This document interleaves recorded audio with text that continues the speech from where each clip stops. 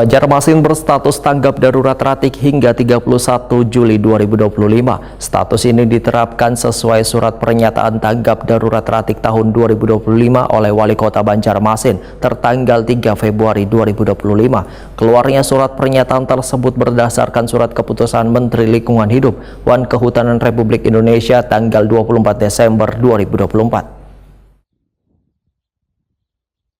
Banjarmasin berstatus tanggap darurat Ratik hingga 31 Juli 2025. Status ini diterapkan sesuai surat pernyataan tanggap darurat Ratik tahun 2025 oleh Wali Kota Banjarmasin tertanggal 3 Februari 2025. Keluarnya surat pernyataan tersebut berdasarkan surat keputusan Menteri Lingkungan Hidup Wan Kehutanan Republik Indonesia tanggal 24 Desember 2024 tentang penerapan sanksi administratif berupa paksaan pemerintah tanpa disertai denda administratif kepada UPTD tempat pemrosesan akhir sampah Basirih.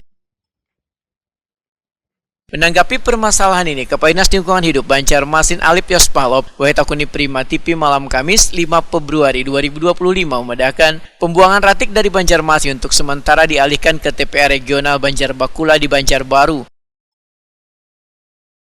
Pemindahan Ratik ke Banjarbaru ini menimbulkan beban tambahan bagi pemerintah kota, terutama dari sisi biaya operasional wan retribusi. Warga pun dihimbau untuk memilah Ratik dari rumah sebagai upaya meminimalisir timbunan Ratik yang dibuang ke wadah pembuangan Ratik sementara sehingga dapat meringankan beban buangan Ratik ke TPA Regional Banjarbakula. Kita perhitungkan 69 titik, kalau 69 titik insya Allah pemilahan dan kelurahan-kelurahan kami harapkan mereka mau ya, jangan menolak itu karena memang produksi sampah mereka, maka mereka menjadi tempat, maka sampah yang akan dibawa itu tinggal sekitar 20% aja, residu aja lagi.